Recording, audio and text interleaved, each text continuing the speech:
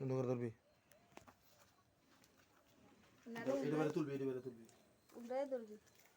আসসালামু আলাইকুম। এই যে একটা গাভী, এটার আর 10 দিন বাকি আছে, 10 থেকে 12 দিন এটা ডেলিভারি সময়। তো এই যে দেখেন,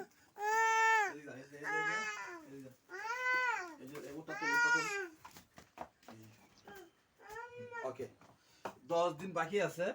তো এটার ম্যাস্টাডি হয়েছে গা। আর এই ম্যাস্টাডির লক্ষণ কি আপনারা দেখেন, এবারে নতুন এই যে দেখেন আপনারা, এই যে অবস্থা, এই যে এই অপরিষ্কারের কারণে ম্যাস্টাডিকের লক্ষণ 3 প্রকার হয়। একটা হইলো ভাইরাস ব্যাকটেরিয়ার কারণে। এই যে দেখেন, এটা আর 10 দিন 15 দিন বাকি আছে, পুরা হয়ে গেছে গা, শক্ত হয়ে গেছে গা। তো যদি সময় মতো যদি আপনার এই ম্যাস্টাডিকের লক্ষণ হইলো যদি অতিরিক্ত ভাইরাস ব্যাকটেরিয়া কারণে ম্যাস্টাডিক দেখা দেয়। এই যে দেখেন না, জায়গাটা ঠিক আছে, যে আলো বাতাস আছে এটা ঠিক আছে, কিন্তু এই যে গরুর এখানে বান্ধা রাখছে, এই যে প্রস্রাব করতেছে, এরপরে ময়লা মাছি লালা দিতেছে, এরকম থেকে ভাইরাসের কারণে এই ধরনের সমস্যা দেখা দেয়।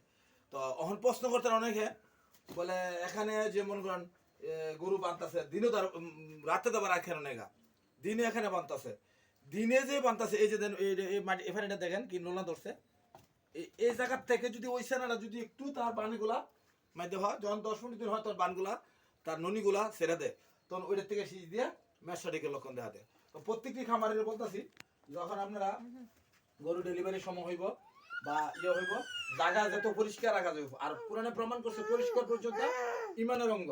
তা আমরা দেখেন, এই যে হলিস্টিন ফ্রিজিয়ান একটা গরু, সুন্দর জাতের একটা গরু, আর এটা হলো শাহিওয়াল।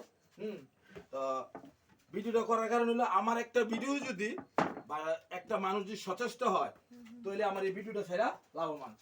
আমার চিকিৎসা করলে কি টেহা দিত না? টেহা আমার প্রশ্ন না, আমি মরলে আমার টেহা দিয়ে দিত না।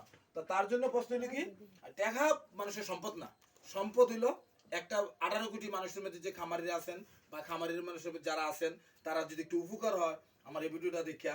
এই যে ধরেন, বেশিরভাগই ম্যাস্টাডিক্স হয় যখন গরু, যখন আবার আরেকটা রোগে কিভাবে হয় দেখেন, আমরা যখন দুধ দহন করি, দুধ দহন করলে তখন গরু দহন করে সেটা কি করি, সাথে সাথে আমরা দুধ নিয়ে চলে যাই। আর এই দুধগুলো এনে পড়লো, পড়ার সাথে কি হলো, এটা আমরা ধুইলাম না, না ধোয়ার পর থেকে গাভী শুইলো, শোয়ার পর থেকে ওই বানগুলা তার সিদ্ধগুলো আগে খোলা থাকে, তখন মাছি বয়, মাছির থেকে ব্যাকটেরিয়া ছড়ায়। এই ধরনের বিভিন্ন পটুজ্বরের কারণেই, এই মাইকুলার পটুজ্বরের কারণেই ম্যাস্টাডিক দেখা দেয়। আর ম্যাস্টাডিক এমন একটা রোগ, যখন তার সময় মতো চিকিৎসা না দেয়, বাটগুলা সমস্যা হয়ে যায়, বাটগুলা কানা হয়ে যায়, আর এই বানের থেকে সহজে আর দুধের আশা করা যায় না। তো আমরা সবাই সতর্ক থাকতে হবে, যখন ম্যাস্টাডিক থেকে গরু থাকতে গেলে কি করতে হবে, গরুকে পরিষ্কার পরিচ্ছন্ন রাখতে হবে। আর পরিষ্কার পরিচ্ছন্ন না রাখলে এই হলো সমস্যা। এই যে দেখেন একটা খামার, আমার এটি খুবই খারাপ লাগে জিনিসটা দেখে। এই পর্যন্ত আল্লাহ হাফেজ, সবাই ভালো থাকেন, সুস্থ থাকেন, নামাজ পড়বেন, এই পর্যন্ত ভিডিওটা শেয়ার করেন।